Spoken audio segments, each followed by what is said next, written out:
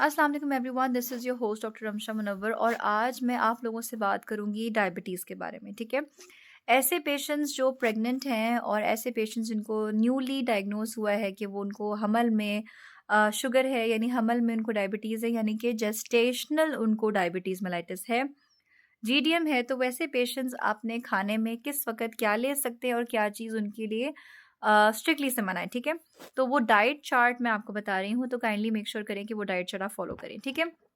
हमारे पास multiple diets होती हैं और हम रिकमेंड ये ही करते हैं कि जो एक स्टैंडर्ड डाइट है, वो मैं आपको बता देती हूँ, बाकी उसके अंदर प्लस माइनस आपने अपनी डॉक्टर से पूछ के ही करना है, ठीक है?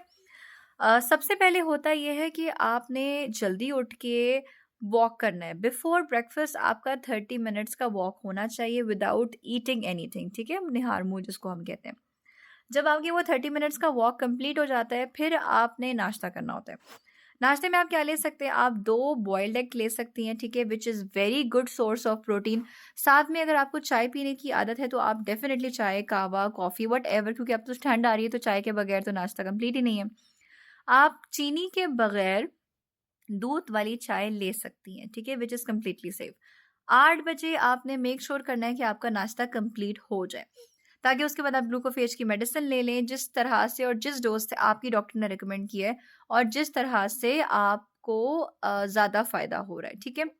साथ में 2-3 घंटे के ब्रेक के बाद 11 बजे आपने एक mid break type, mid breakfast lunch के बीच का एक मिड डे स्नैक लेना है, ठीक है? उस स्नैक के अंदर आप क्या ले सकती हैं? उस स्नैक में मैं तो रिकमेंड करती हूँ कि आप सैलेड्स ले लें या सैंडविचेस ले लें। सैलेड्स अगर आप ले रही हैं तो उसमें मेक श्योर करें कि गाजर, ठीक है? प्याज़, हरी प्याज़ अगर है that is also very good. खीरा, ठीक है? लीमू छिड़क के, सैलेड का पत्ता, ये सारी चीज़ें लाज़मी हों, ठीक है? अगर आप फ्रूट सैलेड लेना चाह रहे हैं तो जो भी सर्दी में फ्रूट आपके पास अवेलेबल है, यू कैन टेक दैट।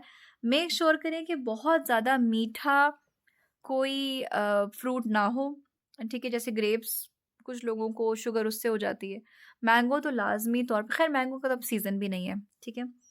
तो मेक श्योर करें कि फ्रूट्स आप लें। Apples are very good for you, bananas बहुत अच्छे हैं आपके लिए, ठीक है?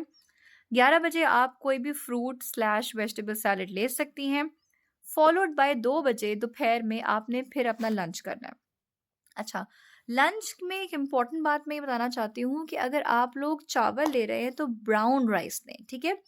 ब्राउन राइस में कैलोरीज़ कम होती हैं, कार्ब्स कम होते हैं और फाइबर उसका ज़्यादा होता है।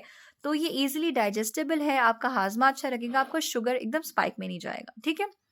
साथ में अगर आप सालन की बात कर रहे हैं, तो सालन में आपने कोई भी सालन लेना है, लेकिन रिकमेंडेड ये है कि आप मटन या चिकन का सालन लें, जिसमें आप 2 एवरेज साइज़ की बोटियाँ ले सकती हैं, लेकिन बहुत ज़्यादा तेल, मसाला इतना ज़्यादा नहीं होना चाहिए, ताकि आपके लिए ईज़ी हो जाए डाइजेस्ट करना। हमल में अमूमन प्रॉब्लम यही होता है कि आपका खाना इज़िली डाइजेस्ट नहीं कर पा रहे होते आप, ठीक है? बिकॉज़ आपका यूट्रस इतना ऊपर तक जा रहा होता है, आपके पेट को कंप्रेस करता है। तो आपने ज़्यादा तेल मसाले वाली चीज़ें एसिडिटी को अवॉइड करने के लिए नहीं लेनी, ठीक है? साथ में आपने बहुत ज़्यादा ऑयल का इंटेक इसलिए भी नहीं लेना because it is high calorie और आपका शुगर स्पाइक कर सकता है। अच्छा, इसके अलावा आप सब्जियों का अगर सालन ले सकती हैं तो वो भी बहुत अच्छा है। कोई भी ग्रिल वेजिटेबल, कोई भी ग्रिल चिकन के साथ आप सालन ले सकती हैं and it is completely safe and it is recommended, ठीक है? साथ में अगर हम रोटियों की बात करें तो रोटी आपके साइज़, हाथ के साइज़ की होनी चाहिए, ठीक है? आपका पाम साइज़ होना चाहिए रोटियों का। और ये जो रोटी है वो आपकी कौन से आटों की बनी होनी चाहिए? ये आपकी मिक्स ग्रेन से बनी होनी चाहिए। अब मिक्स ग्रेन से मुराद ये है कि इसमें आपका ज्वार का आटा, बाजरे का आटा, चक्की वाला आटा, ठीक है? इसके अलावा गंदम का आटा भी आप यूज़ कर सकते हैं, साथ में मकई का आटा आप यूज़ कर सकते हैं, ठीक है? तो बेसिकली अगर हम इंग्लिश में बात करें तो आप व्हीट के साथ बार्ले, मेज़, कॉर्न, होल व्हीट, ओट्स, ये सारी चीज़ें इंक्लूड करके मल्टीग्रेन वाला आटा इस्तेमाल करेंगी, ठीक है? ताकि आपका शुगर लेवल भी कंट्रोल रहे, ठीक है? और आपको आहिस्ता-आहिस्ता एनर्जी रिलीज़ हो, आपको भूख भी ना लगे, कमज़ोरी भी ना लगे, आपके लिए शुगर स्पाइक भी ना हो और आपके लिए हाज़मा भी आसान हो जाए, ठीक है? 1 से डेढ़ रोटी आप ले सकती हैं उससे ज़्यादा नहीं, ठीक है? फॉलोड बाय आपने मेडिकेशंस लेनी है जिस तरह से भी आपके डॉक्टर ने आपको रिकमेंड किया है। इसके अलावा 4 बजे अगेन आपने स्नैक लेना है। उस स्नैक में आप एक बॉइल्ड एग भी ले सकती हैं, अब शाम का टाइम है, चाय का कप ले सकती हैं, सर्दियाँ आ रही, यू कैन टेक दैट। इसके साथ अगर आप सैंडविच की तरफ जाना चाह रही हैं, तो सैंडविच में अगेन जैसे मैंने चावल में व्हाइट राइस की तरह ब्राउन राइस रिकमेंड किया था, इसी तरीके से आप ब्रेड में व्हाइट ब्रेड की जगह मल्टीग्रेन या फिर कोई भी आप मतलब मिल्क ब्रेड यूज़ ना करें, व्हाइट ब्रेड ना यूज़ करें। आप ब्राउन ब्रेड यूज़ कर सकती हैं, मल्टीग्रेन यूज़ कर सकती हैं, ओट्स आप यूज़ कर सकते हैं, ठीक है? दूध के साथ आप ओट्स खा सकती हैं, that is also very good. चीनी मत डालिएगा। थोड़ा-सा ये इंग्लिश खानों की तरह खाना होते जा रहा है, बट देखें, बात ये है ना कि हमने जब प्रेगनेंसी के बारे में केयरफुल रहना होता है, तो हमने ये श्योर करना होता है कि आपका बेबी जो आपके बेबी के लिए सबसे बेस्ट हो ना, वो हमने जाना होता है, ठीक है? उस तरफ। तो आपके बेबी के लिए ये चीज़ें बहुत अच्छी हैं, ठीक है? तो मेक श्योर करें कि इन चीज़ों का इंटेक आपके खाने में लाज़मी तौर पे हो। इसके अलावा जब आपने सैंडविच ले लिया ज़्यादा सारी वेजिटेबल्स और ग्रिल्ड चिकन के साथ, फिर आप रात को 8-9 बजे अपने खाने से पहले अपना इंसुलिन वगैरह जिस तरह से भी आपके डॉक्टर ने रिकमेंड किए वो लगाएँगी। उसके बाद रात में भी आप सेम वही खाना खा सकती हैं जो आपने दोपहर में खाए, ठीक है? Followed by your medications, your walk before you go to sleep. 30 minutes की वॉक आपकी सुबह एंड शाम को बहुत ज़रूरी है to balance your weight and to balance your sugar levels. सोने से पहले हमेशा आपने कुछ ना कुछ स्नैक्स लेने हैं बिकॉज़ आपकी इंसुलिन आपने लगानी होती है और वो करा देती है शुगर को लो।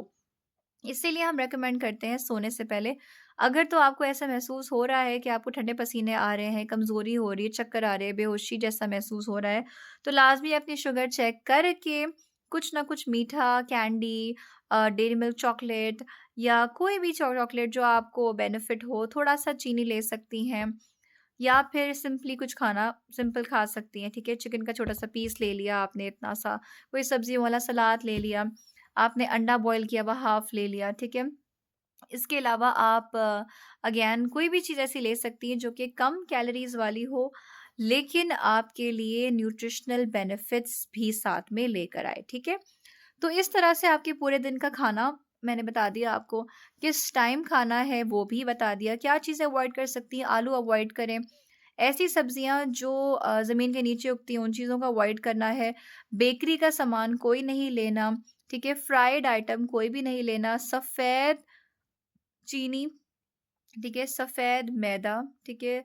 और इससे बनी हुई सारी चीज़ें आपके लिए ज़हर हैं, ठीक है? स्ट्रेट अवे ज़हर हैं। कोई भी आइटम जो बेकरी का है वो ख़ास तौर पे आपने नहीं लेना। बेकरी के बिस्किट्स नहीं लेने, वो भी मैदे से बने होते हैं, ठीक है?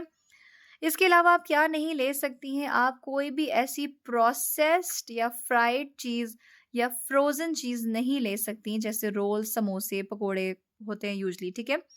इन चीज़ों को अवॉइड करें एटलीस्ट तब तक जब तक आपको हमल है, ताकि आप अपनी नहीं लेकिन अपने बच्चे की जान को मैक्सिमम तौर पे बेनिफिट दे सकें और कोई नुकसान ना पहुंचे, आपके साथ जो जान एसोसिएटेड है उसको किसी भी तरह का कोई नुकसान ना हो, ठीक है? तो जैसे जैसे पेशेंट्स हमें आगे प्रोग्रेस कर रहे होते हैं, हमने उनकी शुगर लेवल और अच्छे से मैनेज करनी होती है, क्योंकि शुगर वाले मरीजों में सबसे बड़ा जो डेंजरस खदशा होता है वो होता है इंट्रा यूट्राइन डेथ।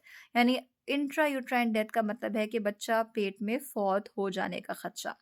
तो मेक श्योर करें कि आपके शुगर लेवल्स बहुत अच्छे से चेक हो रहे हो, आप खाना बहुत अच्छा और रिकमेंडेड न्यूट्रिशन वाला खाना खा रहे हो, ताकि हम आपके बच्चे की सेहत को बहुत अच्छे तरीके से मैनेज कर सकें। Thank you.